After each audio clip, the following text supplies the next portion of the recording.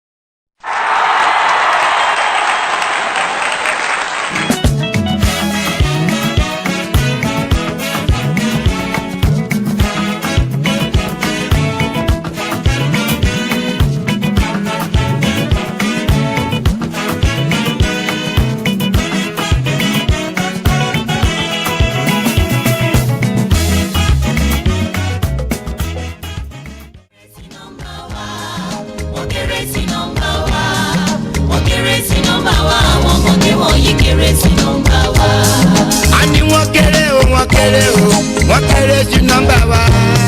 Wọ́n kéré sí nọ́mbà wa àwọn ọmọdé wọ̀nyí kéré sí nọ́mbà wa. Wọ́n kéré sí nọ́mbà wa. Wọ́n kéré sí nọ́mbà wa. Not because I suffer fast, not because I pray and fast. No be your show, no be jazz. I'm watching. Hey, Osinachi, Namukwa, Osinachi. One Osinachi, I'm watching. Hey, Osinachi, Mama, Osinachi.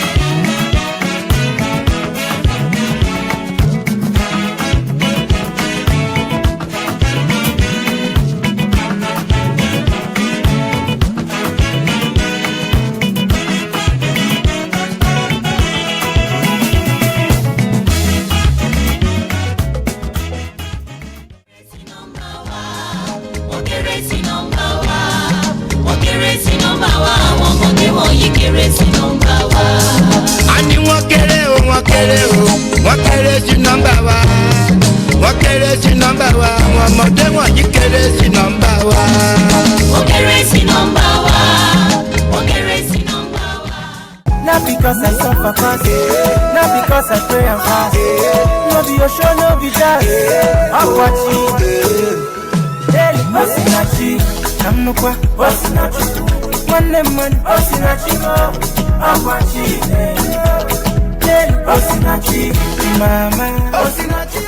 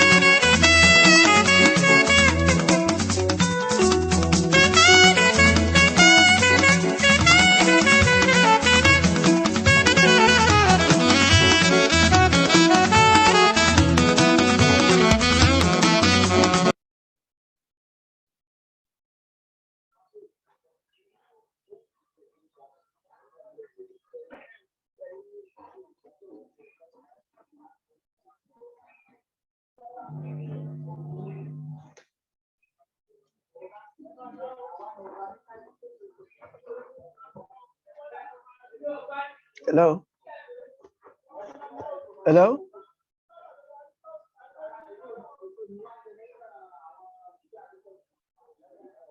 Hello? Hello, Prof. Good morning. Yeah, good morning, Onikoi. How are you? I'm fine, Fatus, and you? I'm quiet. Good to know, sir. I wonder why you are hiding behind your name. Oh, I'm just trying to clean my face. I'm just waking up. That's understandable. Okay. I didn't know how many of the participants. I see we are 7 here already. And I'm assuming all the participants are here. You've cleaned up your face already. Thank you, sir. So my own part of the world is already done. So good afternoon, everybody. I hope you can hear me clear. Yes, sir. Yeah. Olusegun had sent me a mail that he would be elsewhere at this time, but will speak last. I can see he's here already. Olusegun. Okay, it means that Oniko is just you and Olusegun. Yes. 4 members of the panel. I can't really remember those who are supposed to be on the panel right now, but let me check. There's Alexander Budge. Kamala here will not be here, but she has a video ready. Yes. Then you. And then, of course, Olusegun, Paul Ugo. yes, Paul Hugo. Yes. Yeah. Yes. There are 5 in the panel. And with you and Shegu, it means 3. And then Kamala says she has a video. She will not be physically, she will not be able to make her presentation in person. Olusegun, I think, will be presenting her. I was the one who wrote to say so. So what do? Do we just go on? From Alex, yeah, it says, I have been admitted as an audience, but apparently not onto the panel. That's the message he has just sent. What do we do about that?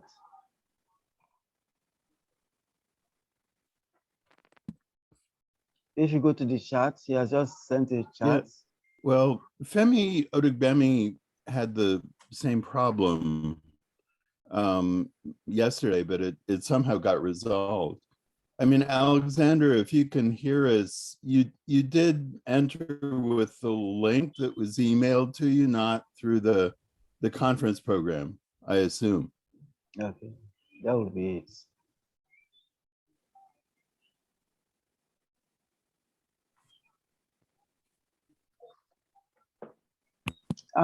Paul too has the same problem Uh, because it's on the charts there. It says me too. yeah.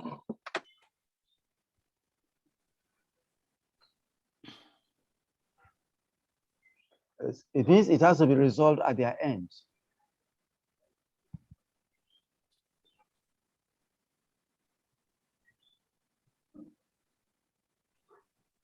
Okay, Paul is here. I'm assuming I have Paul. been here all the while. No, I mean you've just appeared on the panel. Yes. Professor Kwasi, how are you? Good to see you again. Yeah, very good to see you, Paul.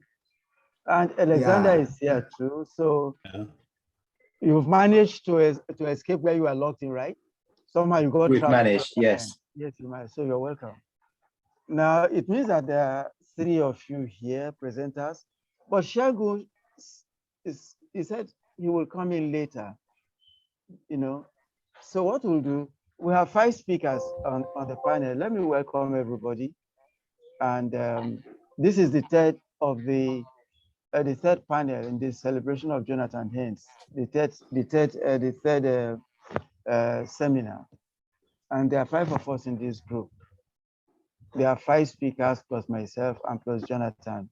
That gives us 7 on the panel. And I have deliberately not asked anybody to send me their bio, because from experiences in the other sessions I had, you see somebody trying to summarize the bios, and some of the bios tended to be too long. So I thought what we'll do here would be the speaker will briefly introduce himself. I think that will make for modesty and make for a more concise presentation. So each speaker will briefly introduce himself. We all know each other, but each speaker will briefly introduce himself. Each speaker will briefly introduce himself. And what I have done is to say, if each speaker takes 10 minutes and there are 5 speakers, it means we'll have 15 minutes gone, 15 minutes for the program. And then Jonathan will take another 10 minutes. That gives us 60 minutes. Then the balance of 30 minutes, we'll throw it to those on the floor, you know, so that we can get reactions from those who are there. You know, that's how I thought we should do it. I don't have any properly speaking parts, and simply to coordinate, you know. But if there is time left, then we can also put in more. That's the way I thought we should go about it. I think that's just about that. We have 5 papers. Engaging with Jonathan Haynes as Nollywood historian. That's Alexander Bod. I'm happy he's here. Then performing Africans, redefining African cinema studies. The work of Jonathan Haynes, that's by Camilla. That will be by video, as I understand. Keeping track, 3 decades running. Reading Jonathan Haynes, Nollywood, that's Onikoi, he's here too. And then writing Nollywood, Jonathan Haynes' perspective, Olusegun Shorten. He says he will present last because he is engaged elsewhere. Then finally we have Jonathan Haynes and the Rise of Nollywood Studies by Paul Ugo. I thought we would adopt the order in which it is here. Just follow the order and make the presentation that way. So we'll start off. Let me say it's an honor to be here. It's Jonathan and I have known for quite some while. I'm happy to be in on this celebration of his works. It's something very well deserving that he is celebrated. I remember one time he was in Nigeria and there was a conference, and somebody said, why don't we give him a chieftaincy title? And for me, the point in that was that it was recognized that he deserves special honors. And I wondered how a chieftaincy title will sit on him. But I think this series of seminars is that form of chieftaincy title in a more recognized form. So for me, it's an honor to be here and to also be in your company. So thank you very much. So we'll start off with Alexander Bod. He's here. Or has he disappeared? No, I'm here. I'm here. Oh yeah, that's true. There you are, right? I can see you. So if you don't mind, you kickstart it. You have 10 minutes. I will prime you. You know, I actually, the way I indicated it, I said some 10 minutes. You know, it could go, because we have quite a lot of time for the engagement session with the audience. So we could take some time or add some time to that. So please go ahead.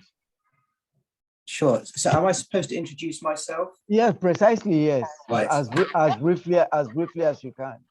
Okay, I'll be extremely brief. I've been studying Nollywood for since 2010, initially on distribution, and much more recently on material culture of Nollywood. And as I'm going to say in my presentation, Jonathan Haynes has been an extremely helpful correspondent almost since the beginning. But I'll get into that now. So,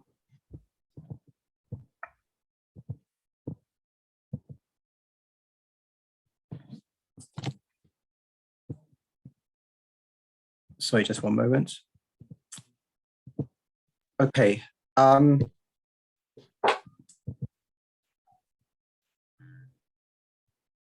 So during these sessions to celebrate Jonathan Haynes, I particularly enjoyed all the personal reflections, especially in the first session. There were several scholars who have had a close personal relationship with him. I think it was Ono Akome who said that he'd had evenings enjoying whiskey and beer together with Jonathan.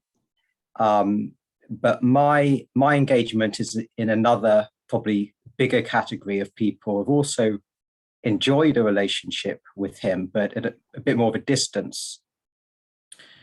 So certainly I think this is a testament to his willingness to help not just friends, but also unknown early stage researchers who have just popped up in his inbox. And in my case, the relationship has really been a story of near misses. There have been about 5 occasions, I think, where we have been thwarted from meeting by totally unexpected forces. The most frustrating one was he actually kindly agreed to be my PhD examiner at one stage, and my university vetoed it on the basis that there must surely be a European citizen of equivalent qualification, when of course no such person actually exists anywhere. So whilst the fact that we've actually never met in person is a pity, it's also positive, as it makes Jonathan seem even more legendary to me, and it almost puts kind of aura around him. So moving on to like the academic aspect of this tribute that I want to make today, it relates to Jonathan's work on the history of Nollywood. So in the creation of Nigerian film genres, he argued that a proper history of the industry still needs to be written. I mean, I think he's already made a huge stride in that direction, especially in the way that he revises and complicates the Kenneth Nebue Foundation story in the second chapter of the book. In his work on Nollywood studies, Jonathan has engaged in the big debates, and he's written many of the definitive texts. But there's one thing that I really love about his work, in addition to this, which is that he has a knack for picking up on the more kind of peripheral, idiosyncratic and weird approaches within the discipline. And that's certainly where I think I fit in. So today I'd like to build on 3 short quotations from Jonathan's work, which I have found personally very inspiring. So the first of Jonathan's quotation actually comes from Nollywood in Lagos, Lagos and Nollywood films. So I'll give the quotation here. Living in Bondage is considered the film that inaugurated Nollywood, not because it was the first film made on video or sold on cassette, but because the cassette's full color jacket and cellophane wrapper made it look comparable to an imported Hollywood film. That quote's always intrigued me, and it actually inspired me to do research on the story of Nollywood jackets and poster printing. So what I found was that Nollywood's success was massively influenced by developments in the printing and artisanal advertising industry in Lagos and Onitsha. During the 1980s, there was a large investment in and importation of printing equipment into Nigeria. And this partly involved a shift from letterpress printing to offset printing. And it was powered initially by companies like Nigerian breweries before receiving a huge injection of cash from large-scale election poster printing, both during the 12th and in the years leading up to it. The machines that were needed to make the jackets were more complex than the printing machines and included decoating, cutting, shaping, and cylinder machines. These machines had been brought into Nigeria through the 80s and usually by pharmaceutical companies for the purpose of drug packaging. In the mid-1990s, when Nollywood printing started, it itself went on to have a huge impact, and it quickly became the #1 form of printing for several years. In this space of time, Nollywood provided the investment for the large-scale adoption of A1 printing in the country. The majority of these developments in printing took place in Yorubaland, where there's quite a long tradition of printing expertise. And even today, Nollywood Promotion, I think, represents a successful collaboration between Eastern-based marketers and Yorubaland-based printers. The second quote of Jonathan's that I'd like to mention comes from the first chapter of The Creation of Nigerian Film Genres, where he states, quotes, "Integral to this sense of industry was Nollywood's star system." Again, I think Jonathan picks up on something really important here, which is the emergence of the Nigerian entertainment journalism also during the 1980s. This was initially strongly linked to the revival of the music industry. And the breakthrough for this genre of journalism came in around 1983 with the beginning of the first dedicated entertainment sections in Nigerian newspapers. The first was the Saturday High Life in the Punch, and that was followed shortly afterwards by The Guardian in 1985. Then in the early 90s came the so-called soft sell magazines, which were pioneered by Fame magazine, run by Femi Akintunde Johnson and a couple of his collaborators, which came out in 1991. And these were really both about entertainment and also lifestyle and gossip about performers and politicians. And I want to argue that there are many direct connections between this entertainment journalism phenomenon and the emergence of Nollywood. First, it helped introduce something that I heard referred to as the red carpet mentality into Nigeria, even before Nollywood even existed. And second, many entertainment journalists themselves later moved into Nollywood. Most commonly, they went from being music journalists to being Nollywood journalists, but there were a lot of other connections. So many entertainment journalists became script writers. I think one wrote Neko the Serpents, and even they became producers as well. The rise of entertainment journalism also led directly to the emergence of the Nollywood Awards. They were started by the same people who founded Fame magazine. The first ever such event, which was the Thema Awards in 1996, resulted in huge promotional benefits for Nollywood, to the extent that it could be said to have transformed the industry. And I've actually recently been involved in a project to digitize the very first Thema Awards from 96.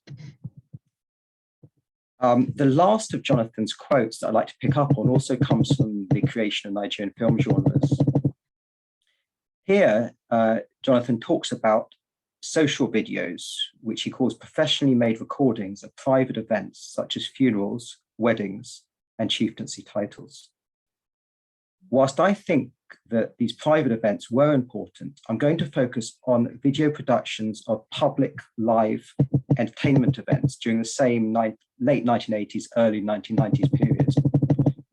So during the period, particularly 1986 to 1993, there seems to have been an explosion of large-scale entertainment events in Nigeria.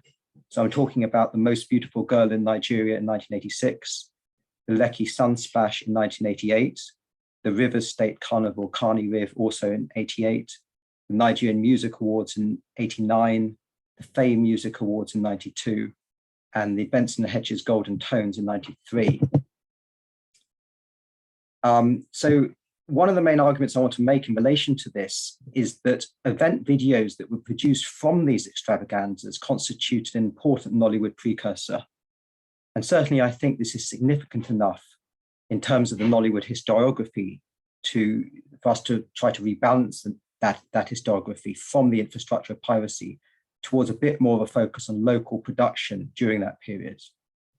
And the scale of this distribution was actually quite significant. So the Nigerian Music Awards, which was one of the biggest of these events, actually had one of its editions entirely funded up front from a video distributor.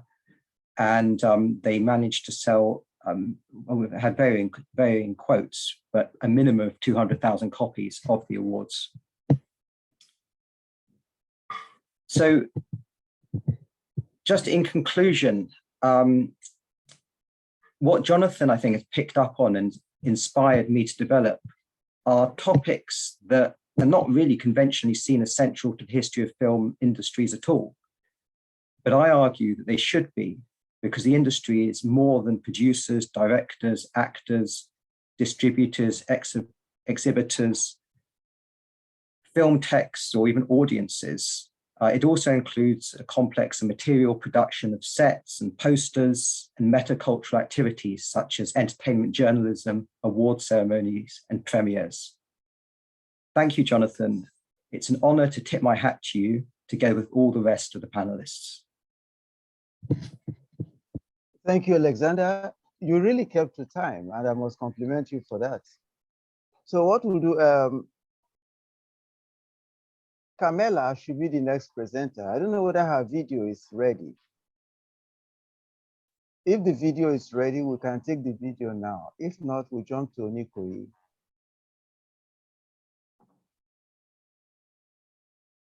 Apparently, it's not ready. Tunde, maybe you just have to come in here. I'm sure sometime within the lifespan of this, let's get you in. Is that okay, Tunde? All right, thank you. Thank you very much, Prof.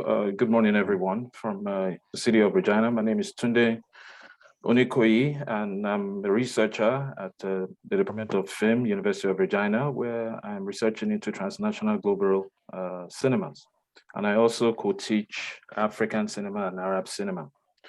Keeping track, 3 decades running, reading Jonathan Haynes' Nollywood. In my presentation titled Keeping Track, 3 decades running, reading Jonathan Haynes' Nollywood, I intend to draw attention to what I consider the trajectory of his scholarly efforts as it concerns Nollywood studies, through which he has made an impressive mark as a distinguished film scholar of huge status and reputation. Now, I draw upon at least 7 of his essays, which for me have shaped, defined, and also defined Haynes' authority within the field of Nigerian cinema, while making an exceptional work out of all this. I will offer the titles and briefly interpret only 3 or maybe 2 because of time, to show why Haynes scholarship remains and will remain crucial to the future of film studies in Nigeria and beyond. The phases of Jonathan Haynes' scholarship and intellectual work on Nollywood can be pitched within 3 different periods of his career. The first was during the 1990s, specifically when celluloid filmmaking was no longer popular, and the video film industry of Nollywood was incubating.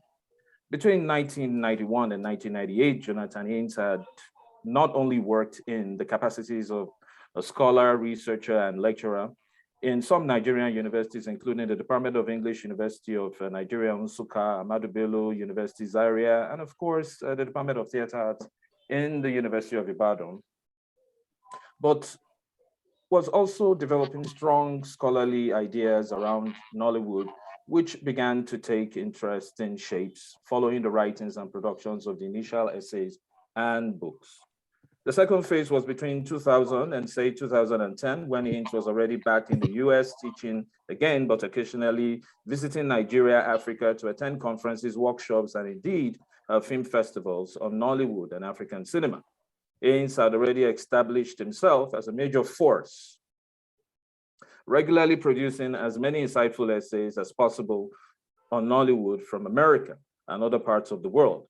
Indeed, not only are these publications scattered all over in prestigious journals and book chapters, what is valuable about his commitment is the fact that Jonathan Haynes was working endlessly to popularize Nollywood through his scholarship within the global north in ways that even his collaboration with another yet very significant and renowned scholar and longtime associate of his, Onokume Okume, strengthened the task and contributed to his ever-flourishing career. About this period, Haynes was already inspiring a much younger generation who are also making waves around the world and producing immensely engaging works that are at present positively and radically shaping the field. The last phase, no doubt, straddles between 2010 and the present period, the post-Nollywood or neo-Nollywood period, if you like, which Haynes himself observed are evolving at a period before 2010. And Haynes passionately asserting his authority the more in providing useful lenses in later essays that were built upon by much younger generation of scholars and his colleagues to shape our understanding of the transforming Nigerian film industry. The following publications I choose include Nigerian Video Films, 1997 and subsequently republished 2000, in the year 2000. Nollywood, What's in a Name? Nollywood in Lagos, Lagos in Nollywood, 2007, which has already been mentioned. What is to be Done? Film Studies and Nigerian and Ghanaian Videos, 2010. African Cinema, Nollywood, and Nollywood, Contradictions, 2011. The Nollywood Diaspora, a Nigerian video genre. New Nollywood, Kunle Afolayan, and the last but not the least, Keeping Up, the corporatization of Nollywood's economy and paradigms for studying African screen media. In all of these essays, you locate the voice of a scholar who is actually passionate about an industry that, according to Okume and Matthias Krings, that successfully emerged through various post-colonial predicaments, which it signifies upon. The foundational book of Nollywood, Nigerian Video Film, is in which they both have an essay, Nigerian Cinema, Structural Adjustment, explores these issues deeply. Nollywood in Lagos in Nollywood offers a glimpse into understanding how this film and media city has become synonymous with Nollywood. In a short paper I wrote last year titled The Scholar and the Construction of the Movie City, Jonathan Haynes' Nollywood City from Inception to the Age of Netflix, I said he has intellectually constructed the city of Lagos as Nigeria's major film city, and how this city has become the film metropolis that houses outfits of some of the most important and major film companies that have astutely contributed and are still contributing to the growth and reputation of Nigerian cinema, both in local and global terms. Nollywood in Lagos, Lagos in Nollywood Films, published in Africa Today in 2007, Jonathan Haynes offers a central place in spite of the generation of films produced in the city. Haynes refers regularly to Lagos and her inhabitants and films that replicate these inhabitants, their lifestyle within the highbrow areas, and the order which represent areas occupied by the downtrodden masses.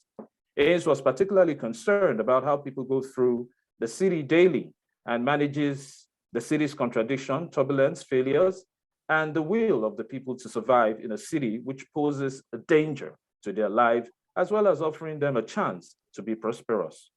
Although Haynes makes reference to the success stories of filmmakers who reside in Lagos, but makes a point through the knowledge of Gandhi and Parker that while the city offers some huge opportunities for being successful, we must not ignore the suffering of the poor and the predation of the many arrangements in the informal sector, a kind of sociological explication.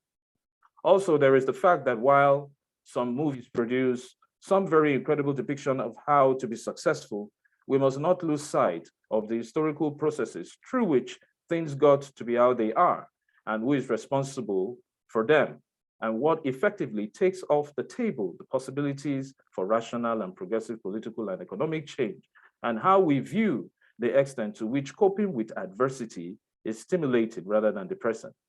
I think in many ways, the essay stretches Haynes' theorizing of what is referred to as the aesthetics of contradiction in the city, which he surreptitiously draws our attention to, as reflected in the many Nollywood movies, even at this time. I'm going to skip the second one, and I'll move over to the third one because of time. Now, the last one I wish to draw attention to is keeping up the corporatization of Nollywood's economy and the paradigms for studying African media. I think this is pretty straightforward, in terms of explication and examination. In this essay, Jonathan Haynes thinks it is not necessary to do away with existing prisons that constitute popular culture for the explication of Nollywood films, but also thinks it is crucial to look beyond it for newer and more relevant ways of reading and theorizing Nollywood.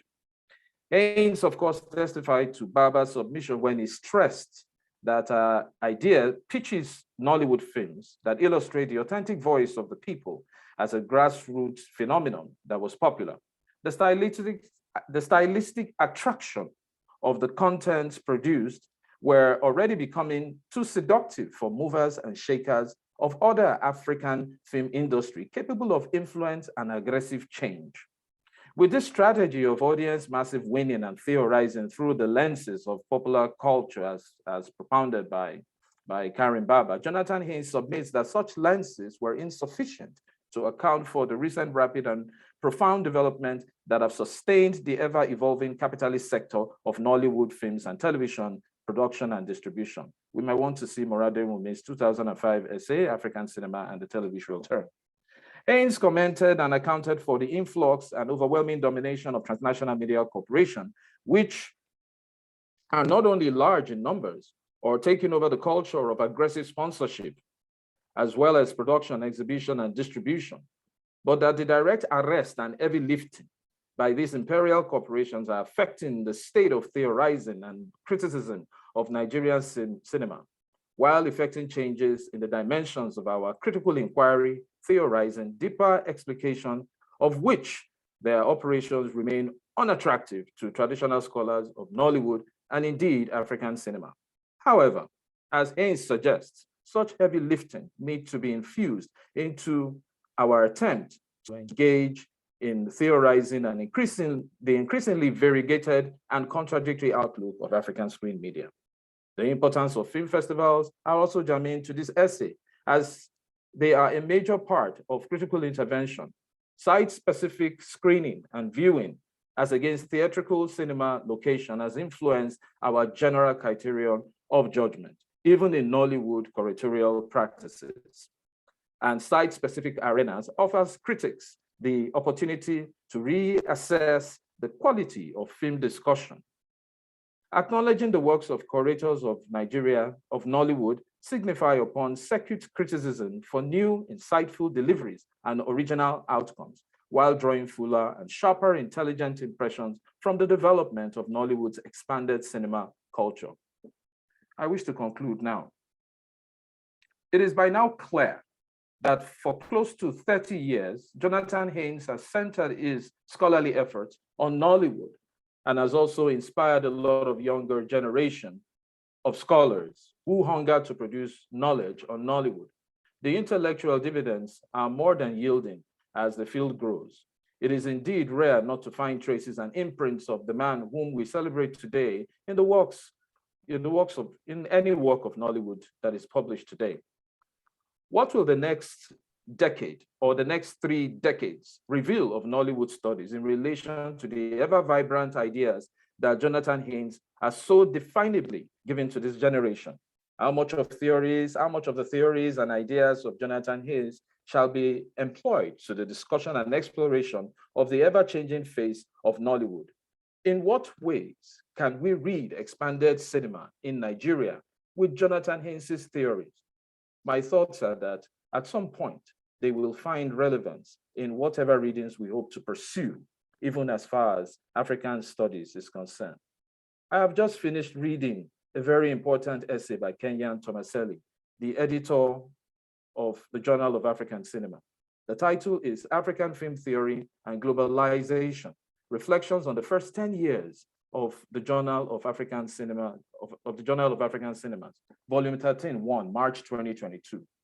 The essay takes stock of all that the management has done and accomplished in the last 10 years, having produced highly insightful essays and editions, and even solicited the expertise of special issues editors to engage experts and specialists to do new readings of the film's true novel parts. However, it is very sad, and in spite of Haynes' contribution to the field in manifold ways, and also acting as editor of 2 separate issues, his works were never cited. His name was not mentioned and used in this stock-taking intervention. This leaves a sour taste on one's tongue.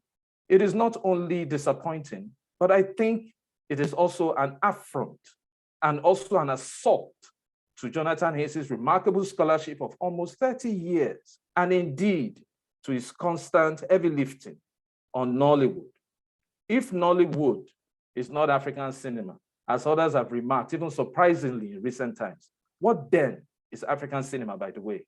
Perhaps African cinema is whatever Jonathan Haynes partly calls it. Thank you. Yeah, Oniko, thank you very much. I want to associate myself with what you just said about that journal. Thank you very much. I don't know Sorry, whether I didn't get you, sir. Sorry. I said I would like to associate myself with what you said about the omission in that particular edition. Thank you, sir. Yeah, thank you very much. Yeah, the next person should actually be Camilla. I think they are trying to put her video on now. Hello and good afternoon. I'm Carmela Garitano, a friend and colleague of Jonathan Haynes. I'm an associate professor at Texas A&M University, and I do research on film and media in Ghana.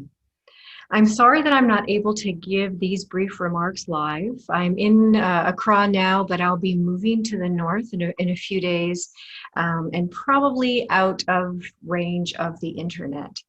But I wanted to say something in honor of Professor Haynes. So thank you very much for bearing with this brief recording. I'd like to say a few words about John, standing beside Professor Okome and others as one of the pioneers of the burgeoning field of Nollywood studies. What does it take to build a field of study? Of course, an academic field is a product of academic discourse, of writing, of research, of publications. I'm certain that many of those who celebrate John at this conference will say a lot more about his scholarship.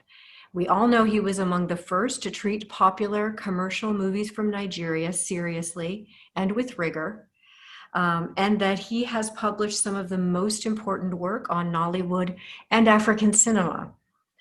But I want to suggest today that it takes a lot more than writing and conference presentations to develop a field of study and to help it grow. As important as John's many presentations, keynote addresses, many articles, awards, grants, and books are his efforts to support other scholars and encourage new work on Nollywood and African cinema. Central to the creation of a field is the building of social relations. And it's humans, scholars, academics, teachers that are the builders of those networks. John has been consistently enthusiastically recruiting new scholars, mentoring them, and importantly, taking their ideas and research seriously. I myself am a beneficiary of John's generosity, his patience, his brilliance, and his collegiality. I'd like to just very briefly, because I don't want to put you to sleep, share a bit of my own academic biography in order to develop my point. And that point is that John's contributions to film studies go far, far beyond what appears on his CV. It just might be, in fact, that his efforts to cultivate social and academic relations around African film have been as foundational to our field as his scholarship. As a graduate student, I studied Yoruba with the intention of writing a dissertation on Yoruba movies. In 1998, when I was a graduate student, I'd won a few small grants to support intensive Yoruba study and to do some preliminary research in Ife. I intended to use my time in Nigeria to make contact with filmmakers and scholars with the hope of doing a Fulbright year in the country to conduct research for my dissertation. Of course, it was John who I approached for help. And without hesitation, even though he'd never met me and didn't know me, he immediately put me in touch with his long list of friends and contacts in Nigeria. Not a small thing. I just want to emphasize that. Not a small thing at all. For a senior scholar and researcher to answer an email from a random graduate student, and then to share with that random graduate student your carefully curated list of research contacts. In addition, John agreed to write letters of introduction for me, and he was very generous in his advice. He made me aware of small issues that I knew nothing about. For example, I remember that he encouraged me to avoid relying on email, which at that time, of course, was my go-to, because he explained to me that professors in Nigeria used it very sparingly, and when they did, it could be quite expensive to access or from which to print messages. I never made it to Ife. My visa application, like those of all of the students in the Yoruba Summer FLAS program of which I was a part, was declined. I had a pile of grant money I had to use that summer and a pressing deadline for a dissertation topic and proposal. So I went to Ghana, and that is where I have done research ever since. It was John who published my first article on commercial video Nollywood, and that it was a chapter that appeared in his US edition of the Nigerian Video Films volume. I can't emphasize enough how generous he was. He patiently helped me transform what I would describe as a meandering, smarty pants seminar paper into a precise and clean chapter in a scholarly book. He read several versions of the chapter. We went back and forth for some time, and throughout that entire process, provided guidance and extensive feedback. And again, I wasn't his student, right? I'm not even sure I had met him by that point. It was also John who invited me to participate in a Nollywood Studies conference at Unilag. I think the picture that you see there in the corner was snapped at that conference by Carmen McCain. That was my first trip to Lagos. So not only did John make that possible, but while I was there and before he left Nigeria, he introduced me to a couple of young students who agreed to take me around and act as my guide while I was there. Over the years, John has been among my most important interlocutors. In all these ways and in all the examples that I've given, it is his example. He is the model that I seek to emulate as a scholar, a teacher, a researcher. Positioned between African popular culture and film studies, John's scholarship demonstrates the value of situating one's research and writing in one location and remaining there over time. From that location, we learn from John and the deep expertise that comes with that kind of engagement. From there, that it's the best place to engage questions concerned with the transnational or the global. Much of what seems significant and unique to me about Ghanaian media and movies when I first started, but even to this day, I derived in conversation with John's work, because the precision and the depth of his scholarship allowed me to identify differences between the two cultural assemblages and sort of figure out what it was that made what was happening in Ghana unique and interesting and worth writing about. I could go on and on, but I suspect that many of you have also been beneficiaries of John's generosity and friendship. The social relations and academic connections that John has forged, both personally in the treatment, in his treatment of other scholars, in his warmth, his generosity, his openness, is sort of absolutely central. But linked to that, the way that he is willing to open the networks that he's worked very hard to create, open those to junior scholars, are really exceptional. And I can't tell him how much I appreciate all that he's done for me. It is absolutely fitting that he's being recognized at this meeting of the Lagos Studies Association. His work, his humility, his friendship, his collegiality have certainly made way for me. And much more importantly, enabled the growth of our shared field.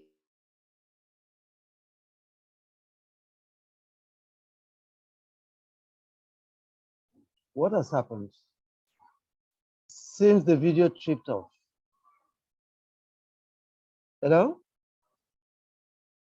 It seems the video tripped off.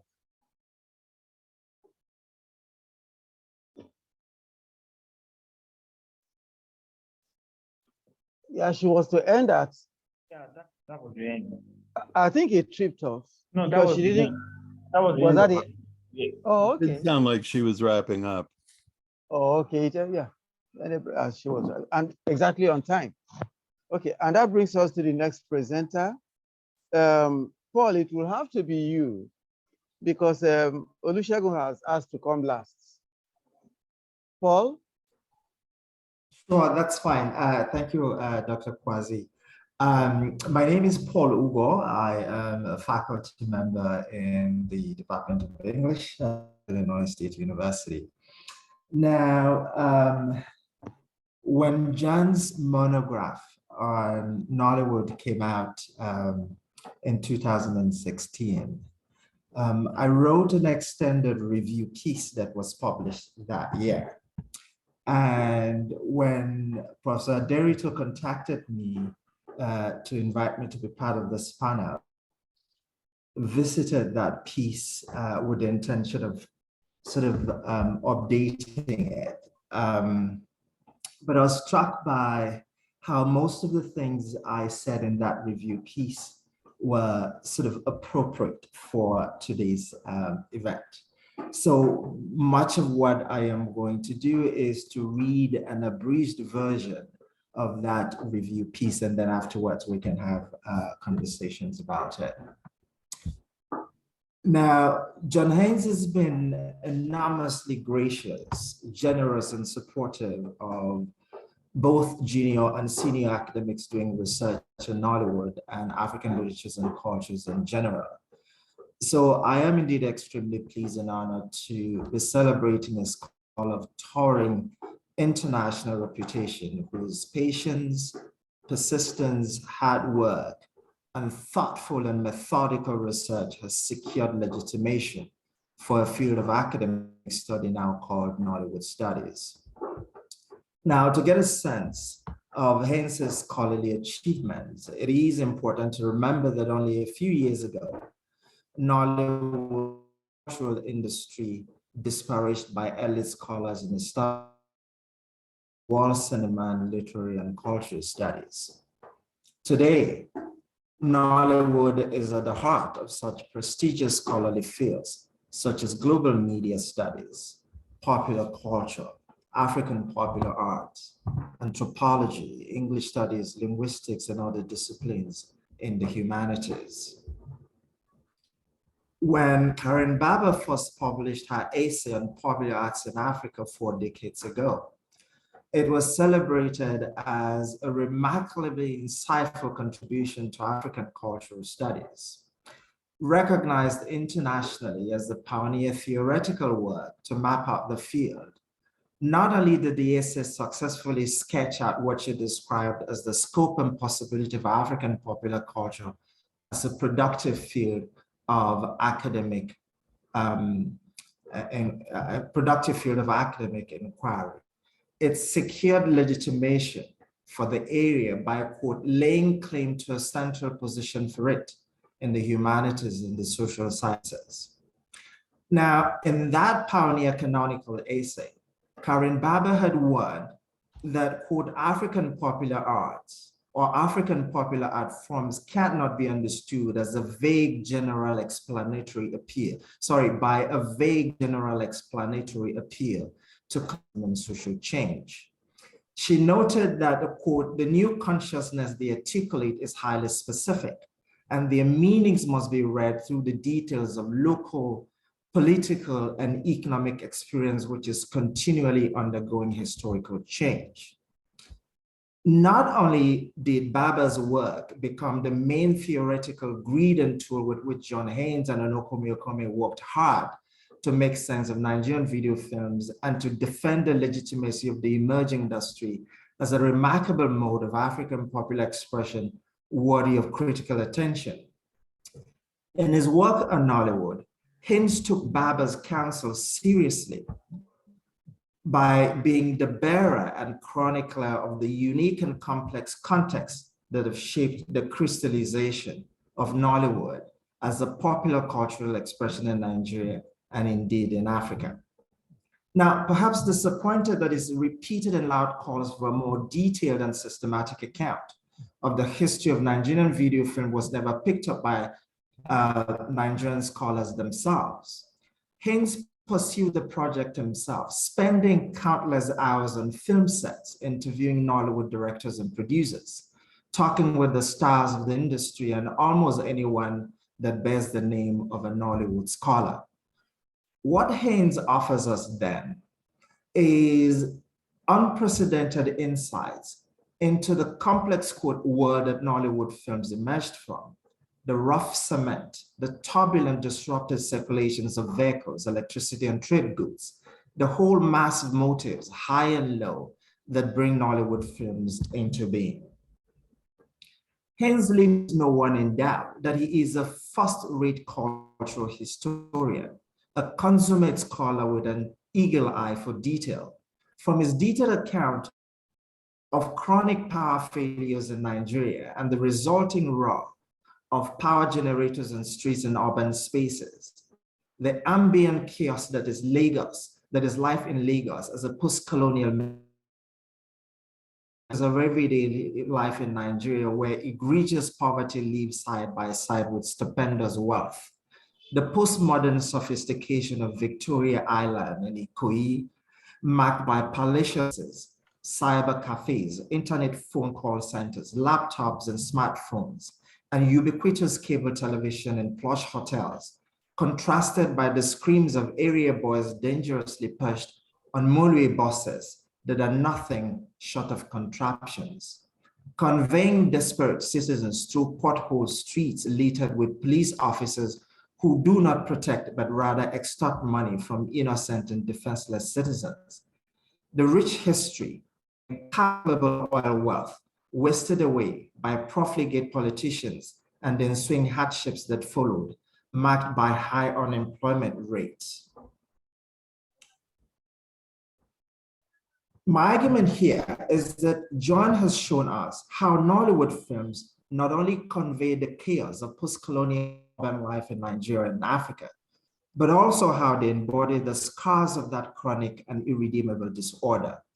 My point here being, this body of work on Nollywood reveals is that the films are text in both their content and in their form.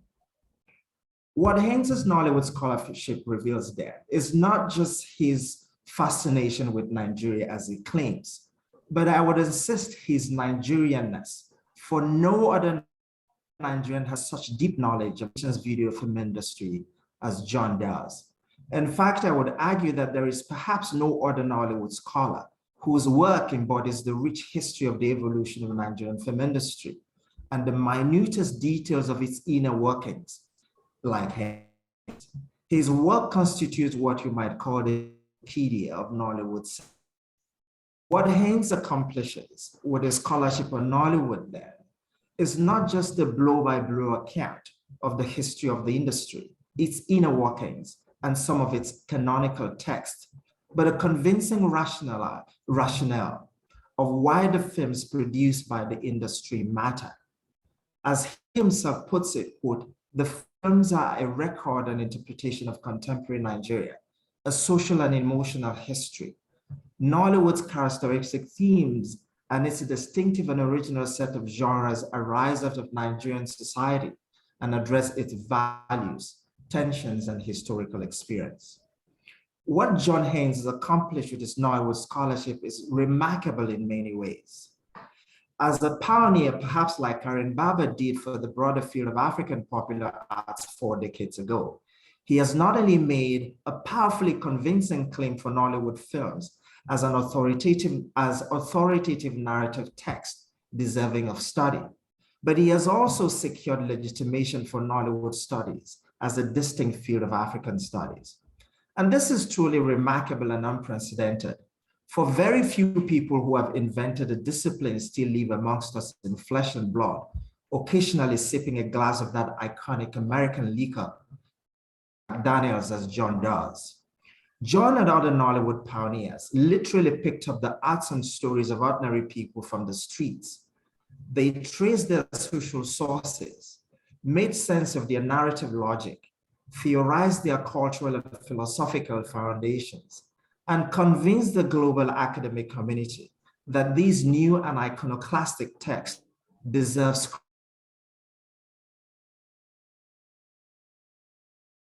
in Africa. Taken together, Haynes's work and conclusions of Nollywood are interesting in many ways because they are reminiscent of the submissions Emmanuel Obechina made regarding Nollywood's forerunner on its market pamphlets, noting how the pamphlets played a crucial role of putting laughter in the hearts of their local audiences as well as recording to them, quote, their human condition. What John offers the global academic community of Africanists in his work then is a powerful account of the structure of feeling shaping Nollywood history as a popular form of urban expression in the African post-colony.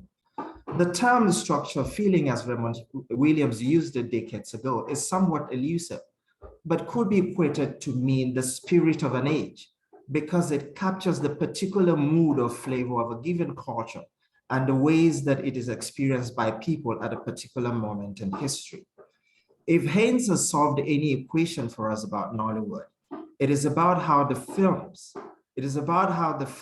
the industry produced codify the ruffle and tumble of life, resulting from the extreme rascality and carelessness of political elites in Nigeria and other post-colonial nation states in sub-Saharan Africa.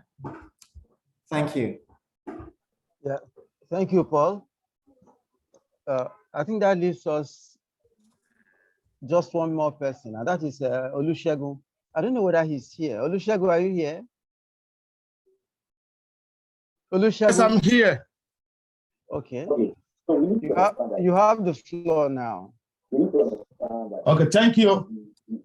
If you were not here at the beginning, please note, just start with a brief introduction of yourself, your area of research, and then go ahead. Okay, so good afternoon, good morning, everyone. My name is Olusegun Shueton. So I'm an assistant teaching professor here at Penn State University. I teach African cinema, African cultural studies, and indigenous knowledge systems. So sorry, I am sharing a panel simultaneously as I am also a panelist here. So I try my best to balance the two. Today, I'm here to present on Jonathan Haynes, our own dear Jonathan Haynes. Sorry, I'm trying to set my timer. So our own dear Jonathan Haynes, so whom every one of us here since Monday will be listening to accolades pouring him on him. The title of my presentation today is Writing Nollywood, Jonathan Haynes' Perspective. And I'm going to dive straight into my discussion. Historically, the growth of Nollywood, the Nigerian film industry, did not follow a formulaic process. It started rhizomatically without any defining creative ideology and powerful production mechanism. Back then, existing scholarship on Nollywood lampoons its shoddy content, blurry images, gapped audios, and the entire low-quality production style. Thus, scholars dismissed the capability of the industry to represent little but low-level African cinema. However, the energy that produced Nollywood and the films came from the sheer enthusiasm of creatives who wanted to take advantage of the new video technology to tell their own stories, perhaps what they regarded and considered the authentic African stories. The system grew out of informality and a disjunctive scholarship and sponsorship system that privileged semi-literate and illiterate businessmen and women who dictated film aesthetics and film producers that managed the entire industry. Thus, Alaba International Market, Idumota, Ebimpejo Lane, Upper Iweka Road, and other outlets in Nigeria, major cities became the hub of Nollywood films. The emergence of Nollywood was so crass and grossly informal that it became a ripple in the river or in the pool and generated plenty of critical controversies. So bad was the situation that film scholars and cultural studies critics disdained Nollywood as shoddy and trashy. For many academics and critics back then, Nollywood lacked the artistic finesse and cinematic outlook to represent high art. It was considered a gutter attempt to filmmaking, and many of them never wanted anything to do with it. Realizing the enormous potential of Nollywood and the future possibilities it can engender, the late Foluke Ogunleye, a scholar of African popular culture and screen media, had to warn scholars that Nollywood should not be discarded as a mere flash in the pan. She encouraged scholars to rethink and process the new phenomenon as a creative disjuncture that carries its own nuances and meaning. Ironically, while many indigenous scholars and their counterparts from the global north disdain Nollywood, Jonathan Haynes saw its potential and patented a unique scholarship from the jaded Nigerian film industry. Jonathan Haynes grew curious about Nollywood as a new form of African expressive and popular art. His fascination with the industry later translated into a series of seminal publications that are regarded as Nollywood's foundational text today. You cannot do Nollywood without reading and citing Jonathan Haynes. It is impossible. His scholarship reached and transcends many aspects of the sprawling Nigerian film industry, from production, distribution, and cultural material criticism to issues of stardom, fandom, and genre formation. While Haynes was not the first scholar of Nollywood, he was among the three most prominent and notable pioneers of Nollywood scholarship, including Haynes Ekwasi, who is the chair of this panel, and Onokome Okome. And today is the most consistent and most cited scholar of Nollywood tradition. It will not be an exaggeration if I refer to him as the magnum opus of Nollywood scholarship, because he's a pioneer scholar on whose shoulders many established Nollywood scholars, critics stood to forge their distinctive academic pathways. Most Nollywood scholars and critics here today will agree with me that Haynes has consistently produced works that shape the direction of Nollywood scholarship, and that he has a model for other scholars of Nollywood, the significance of writing Nollywood filmmakers and other creative content makers as co-constructors of knowledge. His scholarship is what Yoruba we call the scholarship of Omoluabi, that is, a scholarship that resolutely seeks to produce practical knowledge for collective wording and interpretation of numerous post-colonial signs and symbols that filmmakers insert in their films. No doubt, Professor Jonathan Haynes was purposeful in his scholarship, and he objectively strived to provide some critical structure to ease how we do Nollywood scholarship. From inception, most of the scholarship on Nollywood was conceived from the materialist intervention perspective, with many authors delineating the cultural imports and social values of Nollywood films. Hardly was anyone doing genre analysis of the film beyond some rudimentary classification that relied on literary taxonomy of styles. Professor Haynes decried this lack of artistic organization and structure as the reason profound contrapuntal readings of Nollywood films were not happening, in his article he published in 2011. So, in 2016, Professor Haynes published Nollywood, The Creation of Nigerian Film Genre, a book that has become, if you agree with me today, the holy grail of Nollywood scholarship. Jonathan Haynes' perspective in Nollywood scholarship is everlasting because it seems to have taught everything true. Let me illustrate that perspective with a brief analysis of Looking for Bami, 2019, a film by Biodun Stephen, an elusive Nollywood author. Haynes defined one of the genres in his book as family films. The family film genre Haynes possesses is the, and I quote, the queen of Nollywood genres and holds sway over nearly all of them, end of quote. Indeed, the melodramatic family genre comes to life in the movie when Ajinde Ife, Aji for short, goes looking for trouble, to paraphrase Jonathan Haynes again. And as he asks and make frantic effort to locate his millionaire father, Femi Oshinawa, a Lagos media guru. Femi Oshinawa, we are told, had a brief romantic fling with a village belle, which, while he visited his grandmother, and the one-night stand produced a girl, Ajinde Ife. Ajinde Ife tries her best to reconnect with her father, but to her chagrin, Femi Oshinawa denies her until a paternity test proves him as the legitimate father. The Jonathan Haynes perspective becomes relevant in the analysis of the film Looking for Bami if one considers Haynes' submission regarding familiar intricacies and the melodrama that frequently surrounds them. The family Professor Haynes possesses, and I quote, is the horizon of life in Africa even more than in most other places. Thus, end of quote. He wants that often family films, I quote, are devoted to scandal mongering and revealing hidden secrets, sexual infidelities being their favorite topic, end of quote. In Looking for Bami, indeed, Femi Oshinawa is haunted by his past sexual lusting, and he does everything in his power to conceal a looming paternity scandal. As we later learn, Femi Oshinawa was a Casanova who had several girlfriends in his past. However, he cannot escape his present reality, even though he wishes to change it. The film reveals the imbalance in power dynamics, class status, and elitism, and simultaneously illustrates how love can collapse the rigid class demarcation that separates the affluent and the have-nots. And now, to conclude, Looking for Bami is a story about love and the trauma of emotional heartbreak.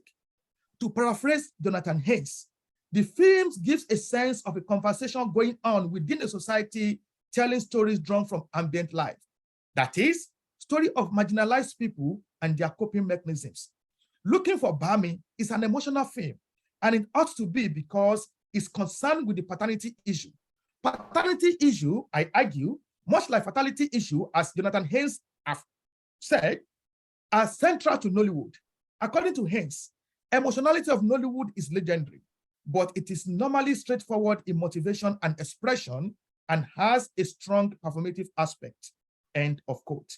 Looking for Bami is about betrayal, love, and seeking closure, and the family film genres proves that the most useful analytical tool for reading it has been given by Professor Jonathan Haynes. Finally, writing Nollywood is sweet, and Jonathan Haynes' perspective is the icing on the cake when you do Nollywood research.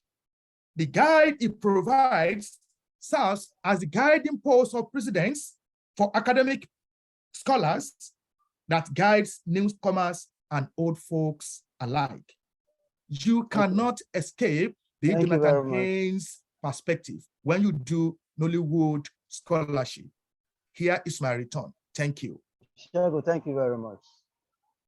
So we've come to the end of presentation. What we are going to do, because I wonder if we have any, I have checked the question and answer box. Nothing has come in yet, but maybe something will come in. Maybe Jonathan would want to come in here. Sure. Please. You know, again, thank you to everyone. It's very flattering and very fulfilling to be the subject of an event like this, and to be the subject of so much close, intelligent attention. I feel very, very lucky that all of this has come to me, and you know, lucky in that I really have gotten what I was working for all these years. I mean, as I settle into retirement and look back at what I did and didn't do, I'm kind of struck by the fact that I was really never pursuing in my career money or power, which has to do obviously with how I acquired very modest amounts of both of those things. Early in my career, it looked like administration was going to be a lot of what I would do, and I kind of enjoyed doing that kind of work. And I ended up doing, for the last 20 years, basically none, or, you know, as little as humanly possible.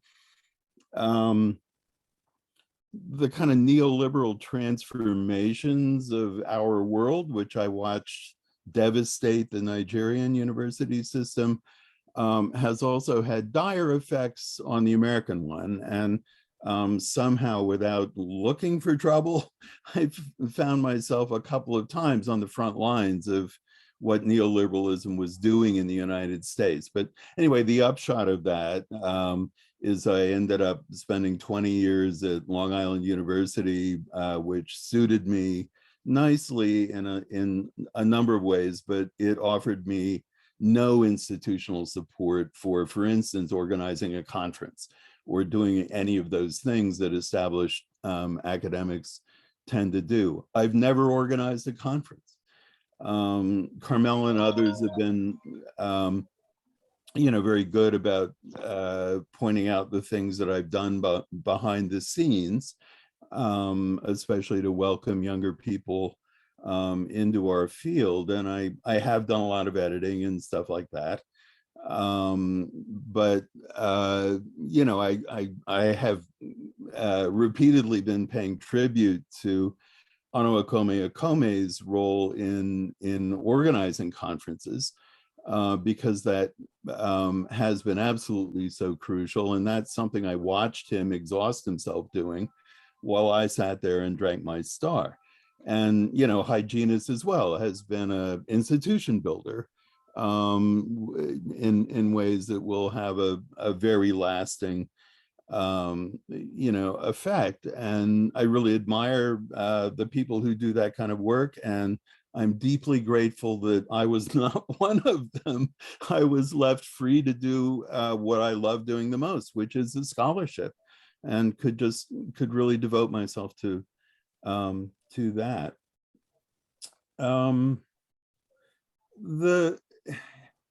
You know, I really enjoyed the good luck of having been around in Nollywood studies from the beginning. It meant I could kind of stand at the door as a greeter, and you know, wanted to be generous to people who might show an interest in this field we were trying to build. And of course, an immense amount came back to me from being able to play that role. Something I do quite a bit of now is I'm sent manuscripts for journal articles or books to evaluate. And that's you know, I feel like, I mean, it interests me to do this, and I feel it's something I should do. I think of it as a way of giving back to the community. But a lot of what ends up happening in practice is I'm sent work by people who are clearly Nigerian academics who've come up in a system which was I watched being devastated in the early 90s. And the quality shows. And so it's left to me to be not a greeter, but a gatekeeper saying, no, this isn't good enough. It's just not possible to work with this submission. And that makes me really sad.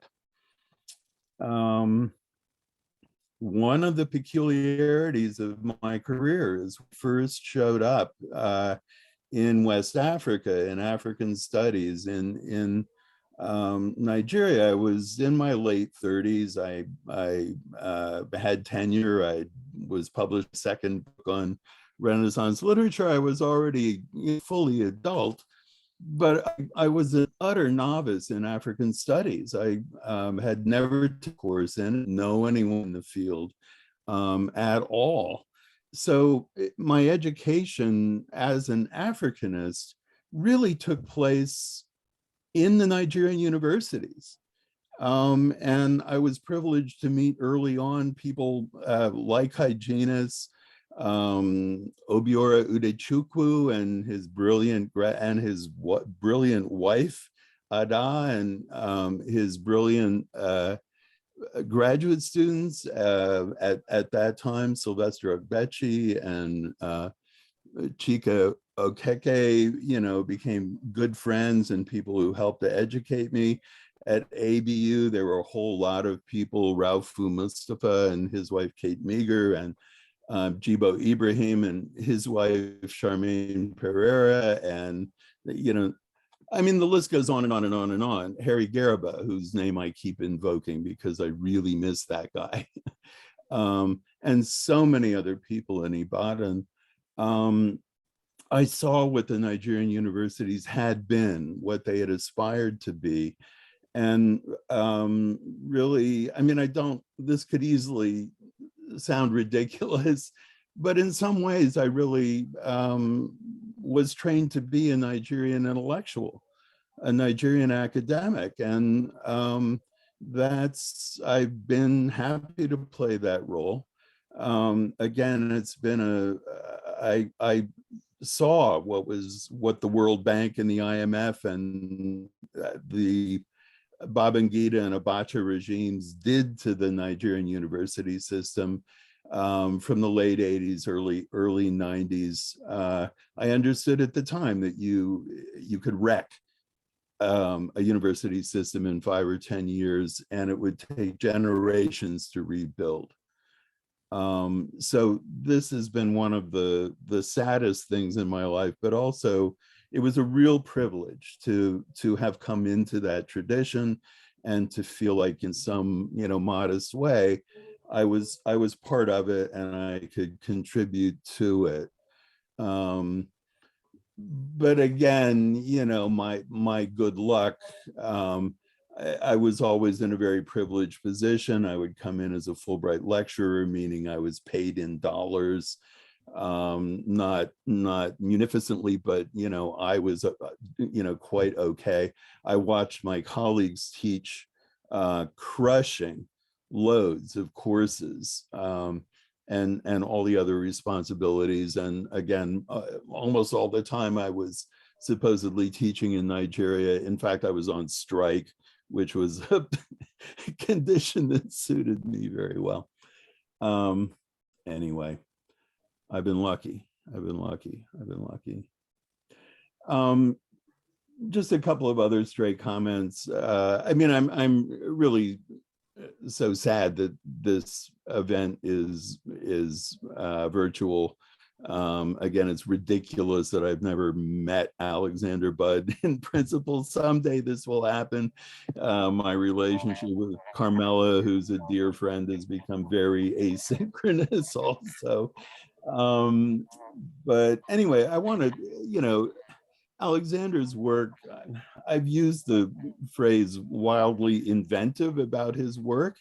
And it's such a privilege to have, dropped along the way observations that, sometimes were original with me. Sometimes I picked them up from somebody else, like the full color jackets and the cellophane wrappers on.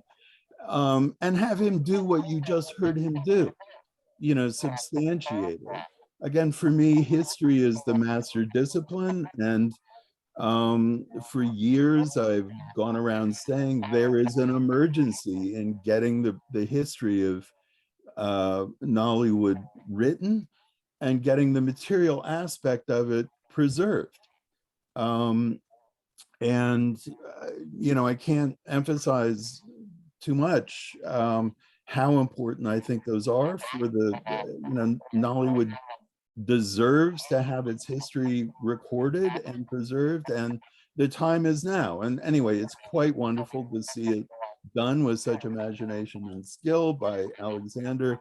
Matt Brown's book that some of us were celebrating the other day is another example of that. I mentioned at that time that Connor Ryan has also been doing very arduous work along those lines, and so have other people.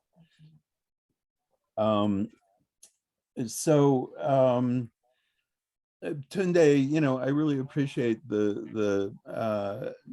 your attention, which I thought was very well focused on some of what I think of as my most important essays. The Nollywood and Lagos and Nollywood films essay, I also, somehow owe to Ano in that he was supposed to contribute to the special issue of Africa Today in which it appeared. And then in his way, he didn't.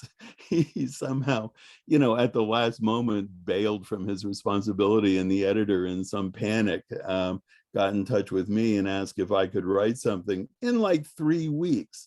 And I had little kids who were in a summer program kind of far away that was taking half my day to sort of drive them there and get them back. So that I'd never written anything so quickly as that essay.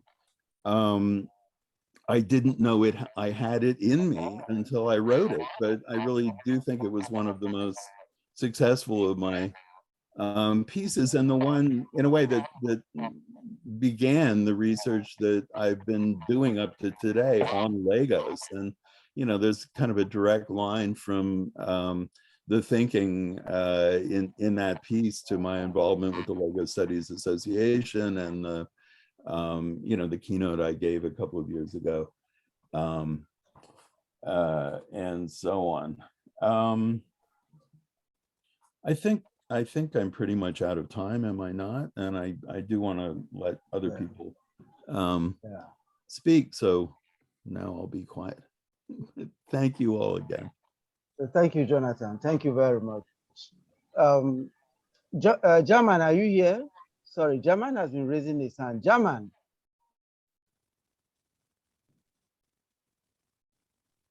Hello? Yes. Hello? Can you hear me, sir? Yes, we can. Can you hear me? Yes, we can hear. Oh, okay. Thank you very much. I wanted to say thank you to all the panelists and all those who have participated in my name is Jaman, all those who have participated in the first 2 days and today. I thought I'll keep quiet, especially because Jonathan was singing my praise yesterday. I thought, okay, that was enough. But I caught a strand of Professor Ugo's statement where he was talking about the Nigerianness of Jonathan Haynes. I think that's one aspect of Jonathan's involvement with Nigeria that I'm not sure in the conference thing. I just wanted to lay emphasis on that. Just in 2 notes. The first is that Jonathan Haynes did not just come in to do scholarly work on Nollywood, on Nigerian film, not just Nollywood, because he started with Nigerian film and then moved to Nollywood. The fact that Jonathan was this international scholar who came into Nigeria and became a Nigerian. And I mean this by the fact of the nature of his relationship. Jonathan actually was probably the only American, white-skinned American that you see in the dense street of Surulere.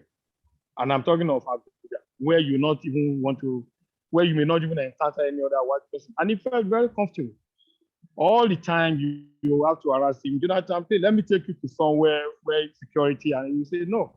He just wanted to be at Surulere, Winnie's, the kind of Diamond Hotel, Celino Suite, you know, the very hotel, Miriam Hotel, where you will not see people like him. That's where Jonathan would like to be. And you see him on the street relating to virtually everybody. I think that says something about this personality, not just as a scholar, but the personality of Jonathan too. And then when he had his children, the Ibeji, there's a reason we call him Baba Ibeji. Jonathan insisted that they have to have Nigerian names.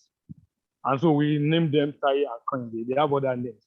And he also insisted on bringing them to Nigeria. So they were here only 2 years ago, shortly before COVID. They were here in Nigeria, where they went everywhere to Ibadan, to Shogbo. I was involved with organizing the logistics. It takes quite a lot for a person to come down from that scale, professor, and then come to that scale. And then when he was living in Unilag, you could see Jonathan everywhere, not just in the staff club, you see him in all the corners. But the most important point for me is the way Jonathan has encouraged other scholars to show sufficient interest in Nigerian media generally. And I know this has shown up in the contribution by others. In paying tribute to Jonathan, I'd like to say Alessandro Jedoleski, Brian Larkin, Conor Ryan, you know, quite a lot of them that Jonathan has been able to bring back to be part of the kind of study. So for that, we sometimes call him behind his back as Olushina, someone who opened the pathway for that scholarship to be done. And I think that's one of the essences of Jonathan, which Professor Ugo and Tunde Onikoyi, Dr. Tunde Onikoyi, for instance, have mentioned. Thank you very much.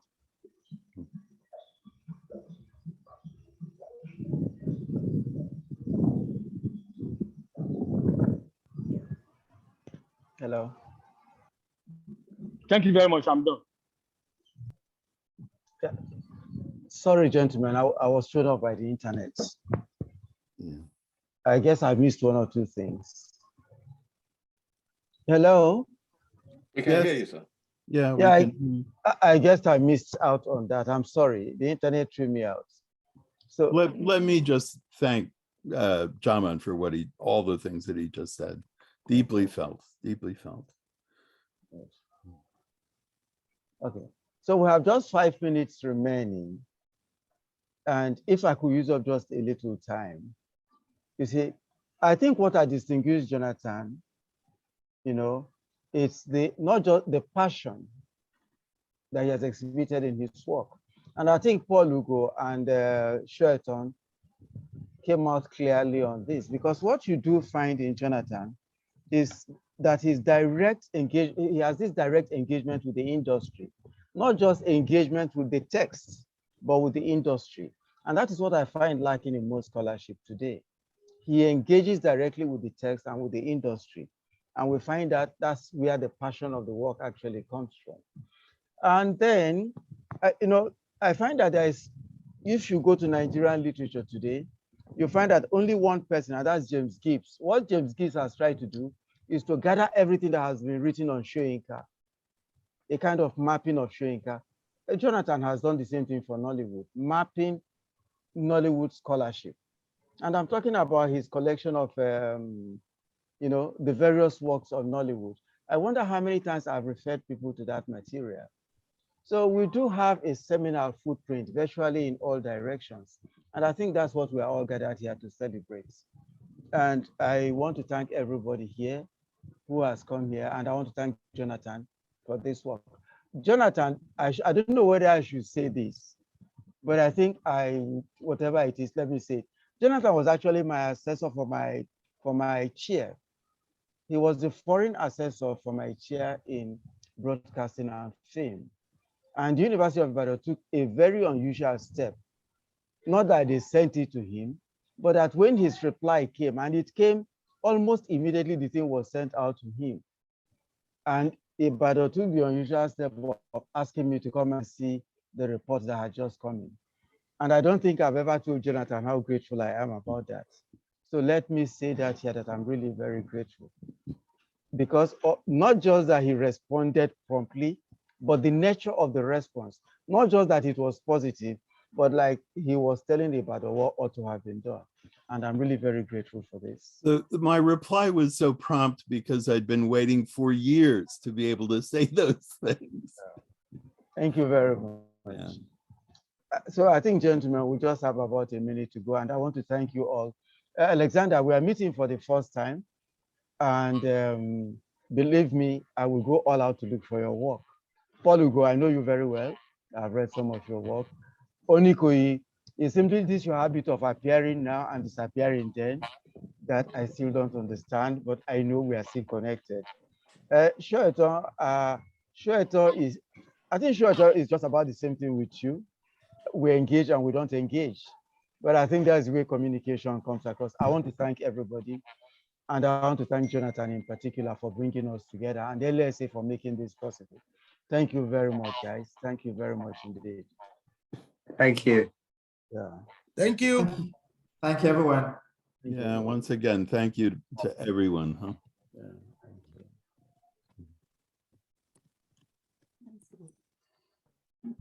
you.